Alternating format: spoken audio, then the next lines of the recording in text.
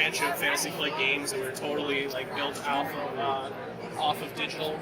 We're partnering with Asmodee Digital to publish these games. This is our first title. It's the first ever digital LCG, which I love being able to tell people because it sounds so fancy. But basically, it just means that we're not doing randomized packs, and instead of focusing on PvP, we're focusing on PvE. So it's going to be you versus the computer on all of these games.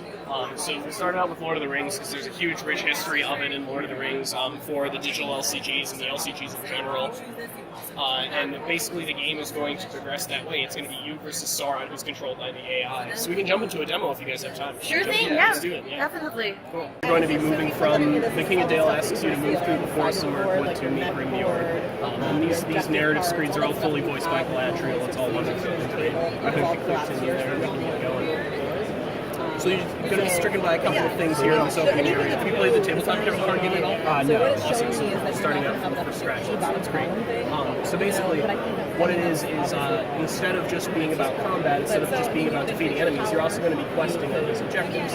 So your main objective is to use your character's willpower, this number here, to complete that main objective. First, you're going to have to use some of your cards. So you've got some events in your hand here. Sneak attack events are things that you play out. They have an effect they go away. You have some attachments, things that go on your characters, your heroes, and buff them in some way. And you have allies, characters who join the fight. Okay. So you're going to start with 3 resources every round. You're going to get those 3 resources every round, and they're cumulative. So if you don't spend them, you get them in the next. That's how you get enough to play something like Gandalf. But here you want a lot of cheap stuff to start out on the board. So let's get rid of some of these cards here and see what we get if we re-up.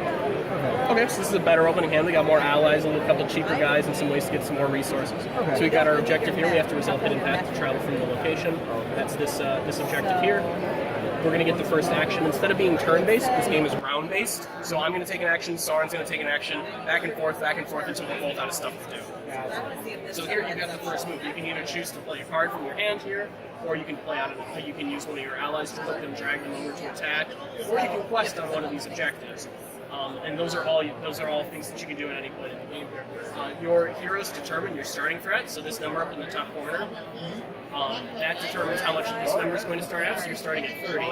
At 35, 40, and 45, Sauron gets some kind of benefit, so you want to stop those from happening. At 50, you lose the game. So you're on a timer, basically. Yeah. Alright, so you're going to get the first move here. I'm going to open this. Seems like a good plan, yeah. So this is one of the cool things that we get to do in digital formats that other people don't get to do. And basically what it is instead of pulling, it says play a random outlet, right? So instead of pulling from your deck or your hand or whatever, this pulls from the entire card pool that we've developed. So things that you don't even have in your collection or might not even be available can come out of this attack. So it's really cool in that way. So you can go ahead and click and drag that card out to play it. And you'll get a random ally into play and you'll gain fleeting, so it'll go away at the end of the round. Let's see if we get something good.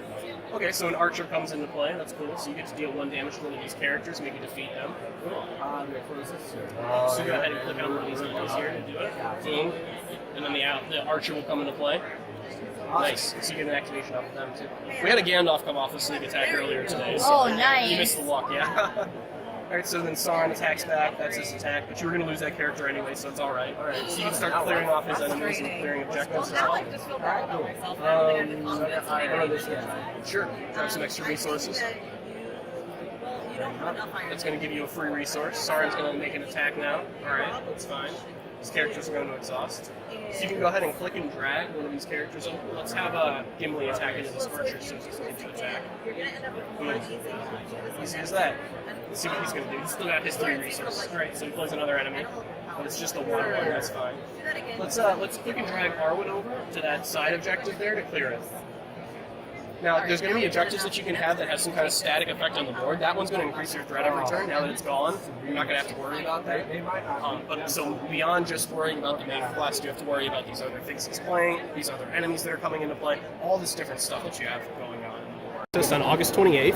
It's going to be available for Founders Packs during that time, so it's going to start at $7.99 and go up from there. You can different amounts of in-game currency and swag, like cosmetics, stuff like that. And then there's going to collector's edition that comes with a 2-player starter of the tabletop game, the Lord of the Rings card game. That has a playmat included, a replica of the One Ring, a bunch of awesome stuff included, and that's retailing for $99.99. And that's currently available for pre-order through Asmodee North America. Yeah. Tell us what other games are coming out. There is a lot of games. There is Onitama, there is Valanagram, there is Five Tribes. What else? Carcassonne for Switch, yes, and Ticket Ride for PS4, so that's it. And those are the first times Asmodee Digital games are coming to this platform, so Yeah. we're really excited for that. And we decided exciting announcement. It was Gloomhaven yesterday, yes. Awesome. Okay. Well, thank you so much for your time, guys. Thanks. Really enjoy your games. Thank you. Yes.